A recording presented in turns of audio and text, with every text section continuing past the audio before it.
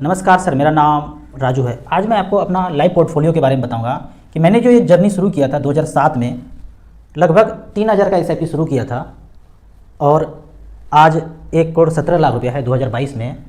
इस तरह का उतार चढ़ाव इस ड्यूरेशन में मैंने देखा और गिरावट में कभी भी घबराया नहीं घबराया। इसलिए नहीं घबराया कि पीछे ट्रैक रिकॉर्ड देखा कि इस तरह का गिरावट इतिहास में होता आया है। यहाँ पे देखते हैं, सबसे पहला फंड है एक्सिस लॉन्ग टर्म इक्विटी। यहाँ पे देखेंगे मार्च फाइनेंशियल ईयर के पहले 1 अप्रैल के पहले 18 मार्च 2021 में 1.5 लाख रुपये ये दूसरे स्कीम से स्विच हुआ है। मतलब हम टैक्स बचाने के लिए टैक्स वाले एटीसी में पैसा डाल नहीं रहे हैं, फ्रेश पैसा नहीं डाल रहे हैं। जो पैसा पहले से इन्वेस्टेड है उसी को स्विच किया है, फिर अगले साल भी 2022 में इस फाइनेंशियल ईयर में स्विच करके यहाँ इन्वेस्ट कर दिया। इसका रिटर्न देखेंगे बहुत कम दिख रहा है, 2.65% का रिटर्न, लेकिन इसी में मैं आपको 15% का भी रिटर्न दिखाऊंगा। होता यह है 1 साल 2 साल इन्वेस्ट करने के बाद 1% 2% या माइनस में रिटर्न दिखता है तो लोग पैसा निकाल के चले जाते हैं। अगला फंड का बात करते हैं, एक्सिस स्मॉल कैप। यहाँ पे हमने 2020 से स्मॉल कैप में लगाया पैसा, कभी 40,000 कभी 2,76,000 जो देख रहे हैं ये स्विच हुआ है 10-10 हज़ार रुपया करके। सब मिला के इस फंड में 11,29,000 रुपया जमा है और वैल्यू है 15,21,000। परसेंटेज रिटर्न अगर यहाँ पे देखते हैं 20% का रिटर्न यहाँ पे दिख रहा है। इसी तरह से डीएसपी मिड कैप देखेंगे तो यहाँ पे हमने पैसा 2 लाख रुपये जमा किया है और इसका वैल्यू कम है, माइनस में रिटर्न है। अगर तो माइनस में जैसे ही हुआ और 1 साल अगर इंतजार किया फिर तो गया, कोई टिकने वाला है नहीं। लेकिन यहाँ पे रिमेन इन्वेस्टेड हूँ, कभी दिखाऊंगा, ये भी आपको 15-16% रिटर्न दिखाएगा। फिर आगे देखते हैं डीएसपी स्मॉल कैप। यहाँ पे जमा किया कितना, इस तरह से करके सारा पैसा जमा किया 6 लाख रुपया और वैल्यू कितना है 6,55,000। रिसेंटली जमा किया है तो ज़्यादा वैल्यू इंक्रीज नहीं हुआ है। जो पुराना पैसा देखेंगे एचडीएफसी फ्लेक्सी कैप, पुराना पैसा है, कब लगाया था 2013 में शुरू किया था। 25,000 24,000 50,000 जैसे जैसे पैसा आता जाता है, लोगों के पास पैसा आता क्या करता है, बाउंड्री करा देता हूँ, ऊपर छत डाल देता हूँ, भाड़े पे चढ़ा देता हूँ, ऐसे तरह करते रहते हैं। घर तो है ही, कहीं और दूर दराज में ये प्लॉट खरीद लिया, वो बाउंड्री कर दिया, ये सब करते रहते हैं। हमने ऐसा कुछ नहीं किया, जमा करता गया 1,03,000 टोटल जमा किया और आज वैल्यू है 3,78,000 रुपया। आज चाहूँ तो रिडीम करूंगा 4 दिन के अंदर 3,78,000 अकाउंट में आ जाएगा। 15.54% का रिटर्न यहाँ पे इस फंड ने दिया है। एचडीएफसी मिड कैप अपॉर्चुनिटी, ये भी बहुत पुराना फंड है, 2014 से चल रहा है। 1,61,000 3200 रुपये अकाउंट में था, उतना ही जमा कर दिया। कभी 46,000 आया वो जमा कर दिया। टोटल 5,44,000 जमा हुआ है और वैल्यू कितना है 14,75,000। इसको बोलेंगे छप्पड़ फाड़ के रिटर्न, इस तरह से मिला है। लेकिन परसेंटेज में देखेंगे 16.32% का ही रिटर्न दिया है। एचडीएफसी स्मॉल कैप इसमें रिसेंटली जमा किया है, टोटल कितना जमा हुआ है 3,96,000, वैल्यू ज़्यादा नहीं होगा 4,38,000। इसी तरह से आगे ये पुराना फंड है मेरा ICC potential multi asset fund. इस फंड में पैसा जो मैंने लगाया था टोटल 1,22,000, शुरुआत कब से किया था 2013 से। इस 1,22,000 का वैल्यू जो आज है 4,81,000 रुपया है। आगे देखते हैं आईसीसी पोटेंशियल स्मॉल कैप, ये रिसेंटली पैसा लगाया है, इसको छोड़ देते हैं। आईसीसी वैल्यू डिस्कवरी, बहुत पुराना फंड, 2014 से लेके 8 साल बीत गया। 3,03,000 जमा हुआ है और मात्र 14.9% के रेट से ये बढ़ के पैसा हो गया है 9,75,000। जमा कितना किया था 3,03,000। निपॉन ग्रोथ फंड, सबसे पहला फंड जो मैंने 3,000 का शुरुआत किया था, ये शुरुआत किया था मैंने 11 मई 2010 में, जब हमारे बच्चे का जन्म हुआ था। 3,000 का एसआईपी चला रहा हूँ, चलता गया चलता रहा है, आज भी चल रहा है। अकाउंट से कट जाता है, हर 28 तारीख को आईसीसी बैंक से हमारा पैसा ये कट जाता है। कितना जमा किया हूँ टोटल देखते हैं, 2010 से लेके 2022 तक 12 साल बीत गया। टोटल मैंने जमा किया है यहाँ पे 7,96,000 रुपया और वैल्यू है 24,44,000 रुपया। कितना परसेंटेज का रिटर्न मिल रहा है यहाँ पे 17.35 और 24,44,000 है। ये 24,44,000 क्या होगा आज से 7 साल के बाद, बच्चे के शादी का जब टाइम आएगा और कितना पैसा मिलेगा, यही 17% अगर मिले तो 73,35,000 रुपये बनता है। अगर 17 ना मिले तो शादी तो 7 साल के बाद होना है, वो टाइम तो फिक्स है, उतना में होगा। अगर ये 14% का रिटर्न दिखा दे तो 61 लाख रुपये बनता है। आप कहेंगे इतना भी नहीं देगा, तो 12 मिलेगा, 12 के रेट से 54 लाख रुपये बनता है। वही 3-3 हज़ार रुपये पर मंथ 12 साल जमा किया, बीच बीच में थोड़ा थोड़ा टॉपअप भी किया, कहीं से 25,000 आ गया 50,000 आ गया, डाल दिया। अब उस पैसे को छोड़ दें, कितना छूटा हुआ पैसा रह गया जो आज का वैल्यू है 24,44,000, 7 साल तक छूट जाए और 17% का रिटर्न पीछे इतिहास में मिला है, वो ना मिले 12 ही मिले तो भी 54 लाख रुपया होता है। हमने यही सोच के रखा था हस्बैंड वाइफ मिलके कि 50-52 लाख रुपया में हमारा वो शादी का रिक्वायरमेंट पूरा हो जाएगा। अब आगे बढ़ते हैं और पोर्टफोलियो को देखते हैं। यहाँ पे अगला फंड देखेंगे निपॉन मल्टी कैप। इस फंड में मैंने पैसा इसलिए सोच के जमा किया था कि बच्चों की पढ़ाई के लिए 2 लाख रुपया जैसे जैसे करके आया। 2 लाख रुपया जब जमा हुआ, शुरुआत कब से किया था 19 फरवरी 2014 से शुरुआत किया था। 85,000 90,000 5,000 8,000 ऐसे करके 2 लाख जमा किया उस 2 लाख का वैल्यू आज दिखा रहा है 7,14,000 रुपया। पढ़ाई के दृष्टिकोण से 2-3 साल के बाद पढ़ाई के लिए पैसे की जरूरत पड़ेगा तो यहाँ से लमसम निकाल करके एक बार दे देंगे, रिडीम करेंगे, 4 दिन में अकाउंट में आ जाएगा। कोई ज़्यादा टैक्स लायबिलिटीज नहीं है, जितना पैसा हुआ। अब इस पैसे से अगर पढ़ाई करते हैं तो कोई भी कर्ज लेने का जरूरत नहीं है हमको। मैं देखता हूँ समाज में कि बच्चों के पढ़ाई के लिए ये कहते हैं कि प्रोविडेंट फंड पूरा खाली कर दिया। क्यों खाली हो गया पता है? क्योंकि आपका पैसा 7-8% के रेट से ग्रो हो रहा था कि आपने 20 साल 15 साल पैसा जमा किया, वो एक बार में खाली हो गया।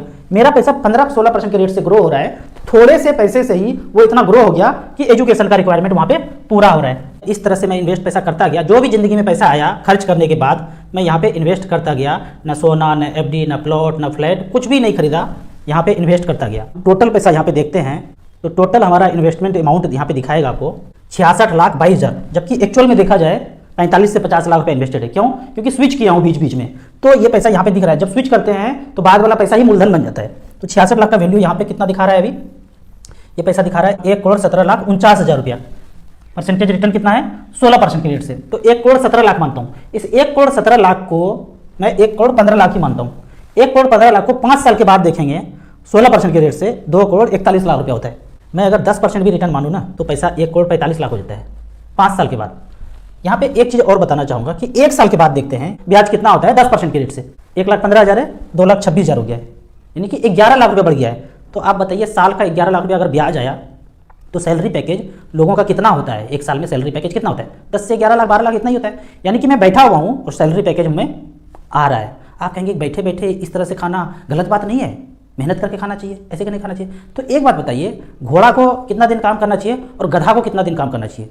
तो मैं वो घोड़ा हूँ जो कम काम करके आउटपुट ले लेता हूँ, गधा को ज़्यादा काम करना पड़ता है। तो कौन कौन गधा है और कौन कौन कितना दिन काम कर सकते हैं? 50 साल, 60 साल, 70 साल, 80 साल वो गधा करता है। हम घोड़ा हैं तो 40-45 में हम रिटायरमेंट ले लिए। अभी तक का तो ये मेरा कहानी चल रहा था। अब मैं बात करता हूँ लोगों के लिए कि 25 से 35 साल के एज के जो बच्चे हैं ना, जिनका शादी करने का टाइम है, ये जो पैसा आपने देख लिया ना 1,17,00,000, हलवा नहीं था। बहुत बेइज्जती सहा हूँ, बहुत कष्ट को इन्वेस्ट किया हूँ तो जाके ये पैसा बना है। मैं एक कष्ट के बारे में बताता हूँ, एक बेइज्जती के बारे में बताता हूँ। आजकल जो शादी करते हैं ना बच्चे, बैंड बाजा बारात घोड़ी सब कुछ लाएंगे, और यकीन मानिए जिनके पास पैसा नहीं है और शादी में अगर घोड़ी ला दिए ना तो उनका आगे का ज़िंदगी गधा वाला कटने वाला है। पैसा नहीं है और ये सब ताम झाम कर दिया तो गधा वाला ज़िंदगी कटता ही करता है। कैसे कटता है? यहाँ पे देखिए कि पैसा नहीं है और शादी का टाइम आ गया है, 5 लाख रुपया कर्ज लिया 3% के मंथली ब्याज पे। 90% लोगों का बता रहा हूँ ऐसे ही करते हैं समाज में। कर्ज ले लिया 2%, 2.5%, 3% मंथली पे ले लिया, 5 लाख ले लिया और खर्च कर दिया, बैंड बाजे बारात घोड़ी में खर्च किया। अब जो ब्याज उनको देना पड़ेगा ना शादी के 1 सप्ताह के बाद, अगला जो 1 तारीख आएगा ना वाइफ के साथ जो बीतने वाला है 15,000 रुपया मंथली ब्याज देना है। तो ऐसे लड़के ना जो इस तरह से शादी करते हैं ना धूमधाम से, रात में सोने के पहले 2 पैक लगाते हैं क्योंकि खोपड़ी काम नहीं करता है। और ये ज़िंदगी जो ना पूरा मेरा बिना ये सब किए हुए गुजरा, क्योंकि दिमाग में कोई हलचल नहीं है, खोपड़ी में कुछ हलचल नहीं है, शांत है, क्योंकि इधर उधर इसका पंगाबाजी किया ही नहीं। तो आप कहेंगे कि फिर बताइए आपने कैसे किया? मेरे अकाउंट में जब मैं शादी कर रहा था ना, मेरे अकाउंट में मात्र 50,000 रुपया था। उस 50,000 में से 40,000 रुपया सिर्फ खाने में खर्च किया। यकीन मानिए एक चीज़ सेंटेंस याद रखिए, किसी को कुछ याद नहीं रहता है आपकी शादी में क्या हुआ। वो जो रात के 10 बजे खाना खाएंगे ना, वो अगर खाना अच्छा हो गया ना तो सब लोग यही बोलेंगे मज़ा आ गया, और खाना अगर ख़राब हो गया ना और उनके स्वाद के अनुसार नहीं हुआ, उनका मन नहीं भरा ना, तो वो ज़िंदगी भर याद रहेगा। वो घोड़ा घोड़ी बैंड बाजा बारात ये सब कुछ याद नहीं रहेगा। खाना अगर ख़राब हुआ ना ज़िंदगी भर याद रहेगा, यार एकदम बेकार क्या बात करता है। अभी 10 साल 15 साल के बाद इस तरह से बात कर रहे हैं कि अमीर हो गए, ये हो गए, वो हो गए, बट शादी तो अच्छा किया नहीं। हमें कोई नहीं बोलता है, क्यों? क्योंकि हमने सारा एनर्जी जो है ना वो बैंड बाजा बारात घोड़ी कुछ नहीं, सारा एनर्जी यहाँ पे झोंक दिया, खाने में खर्च करना है। तो इस तरह से आपको कर्ज नहीं लेना है, किसी को भी कर्ज नहीं लेना है। फोकस होके एक चीज़ पे खाने पे आ जाइए, सब अच्छा हो जाएगा। बाद में कोई भी कुछ याद नहीं रखता है। ये तो हुआ 40,000 में एक दिन में, 2006 में हमारा शादी हुआ था। एक दिन में कैसे मैनेज करके शादी को सक्सेसफुल बनाया। अब हुआ क्या कि मैं शादी के पहले चांदनी चौक में घूम रहा था, एक चीज़ खरीदना था, मैं मंगलसूत्र 250 रुपये का खरीदा। ठीक है, वो 250 रुपया खरीद के जब शादी में गए ना, जब चढ़ाया तो लेडीज लोग देखती है, भाई ये तो गोल्ड नहीं लग रहा है, ये तो रोल गोल्ड है। फुल बेइज्जती। वाइफ की आंखों में आ रहा है कि आपके पास इतना भी पैसा नहीं हुआ कि एक मंगलसूत्र खरीद सके। ऐसे करके कुछ आया, आंखों से बोली नहीं, आंखों से समझ में आ गया कि यही बोलने वाली है। लेकिन गोल्ड का टाइम आया 3 से 4 साल के बाद, 2006-2009 में हमने 3 साल के बाद कुछ पैसा मैं जहाँ काम करता था, पैसा जमा हो गया था लगभग 1.5 लाख रुपया। 1.5 लाख रुपया फाइनल विड्रॉल किया। 1.5 लाख रुपया वहाँ से सारा पैसा निकाला। जब निकाल रहा था दोस्त लोग बोल रहे थे यार पागल हो गया क्या, ये वाला पैसा निकाल करके, जमा वाला पैसा निकाल करके तुम सोना खरीदोगे?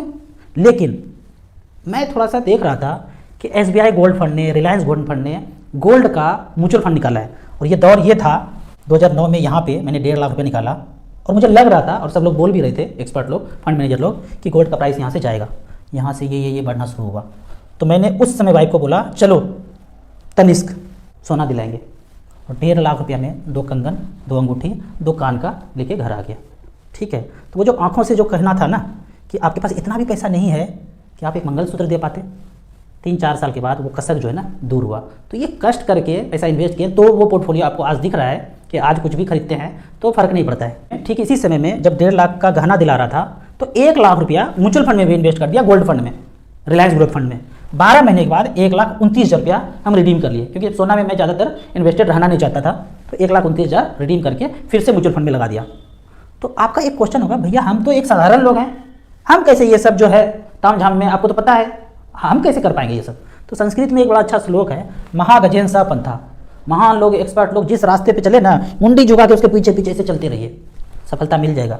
आदरणीय राकेश झुनझुनवाला को आज से 14-15 साल पहले सुना था, एक गोल्डन सेंटेंस उनके मुख से निकला था कि इसमें कोई बुराई नहीं है कि 20 से 25 साल रेंट पे रहिए और अपने बचे हुए पैसे को इक्विटी असाइनमेंट में इन्वेस्ट करते रहिए। इस तरह से इन्वेस्ट करते करते जब फाइनेंशियल फ्रीडम मिल जाएगा, जब आपके पास इतना पैसा हो जाए कि 10%, 15% फेंकने से कार हो जाए, 10%, 15% फेंकने से घर हो जाए, तब ऐसा कीजिए। नहीं करेंगे तो समझ लीजिए एक अर्थ का स्वरूप है, जो पैसे का है ना, जो एनर्जी है, पैसा है, पैसे का स्वरूप रहा है। पहले इतिहास में देखेंगे, कभी अन्न जिसके पास बहुत ज़्यादा हुआ करता था वो अमीर माना जाता था, कभी जमीन जिसके पास सबसे ज़्यादा होता था वही अमीर माना जाता था, जमींदार लोग। कभी एक दौर आया कि गोल्ड जिसके पास है, सोना जिसके पास सबसे ज़्यादा है, वही अमीर माना जाएगा। लेकिन अब धीरे धीरे धीरे धीरे ना प्रकृति में, जो संसार में नियम बदलते रहता है। जिसके पास इक्विटी मार्केट का होल्डिंग जिसके पास है ना, कंपनियों में हिस्सेदारी ज़्यादा है, वही व्यक्ति अमीर कहलाता है। कैसे? मान लेते हैं भारत का 100 करोड़ जनसंख्या है। अब ये 100 करोड़ जनसंख्या सुबह से लेकर रात तक सोने के पहले जो भी चीज़ यूज करते हैं, आप सोचिए वो कहाँ से आता है? वो किसी ना किसी कंपनी से आ रहा है। तो वो किसी ना किसी कंपनी से अगर आ रहा है वो सामान, तो जो आपका ऊर्जा है, 100 करोड़ लोगों का ऊर्जा है, दिन रात जो मेहनत करते हैं, उसका मेहनत है, उसका एनर्जी है, वो पैसे के रूप में कन्वर्ट होके वो सारा पैसा कहाँ आ रहा है? वो इस कंपनी के पास आ रहा है।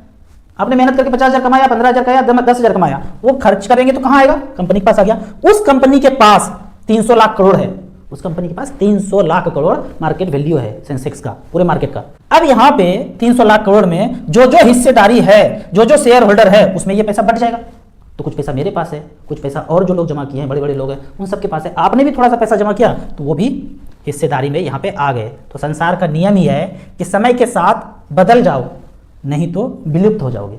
तो जो थोड़ा थोड़ा चेंज है ना, उसके साथ उसको एडॉप्ट करना है, नहीं तो धीरे धीरे विलुप्त हो जाएंगे। विलुप्त मतलब क्या होता है? आप कहीं नहीं टिकेंगे, ना समाज में, ना पैसे के रूप में, ना शक्ति के रूप में, कहीं नहीं टिकेंगे। तो धीरे धीरे बदलाव करते रहना। ये सोच कि एफडी करेंगे, ज़मीन खरीदेंगे, सोना खरीदेंगे, भाई वो जमाना गया। थोड़ा थोड़ा करके, पूरा मत कीजिए, थोड़ा थोड़ा करके जमा कीजिए।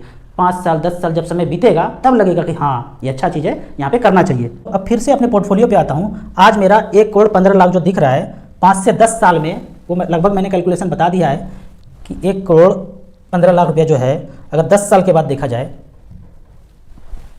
12% के रेट से, ये पैसा बन जाता है 3 करोड़ 57 लाख रुपया।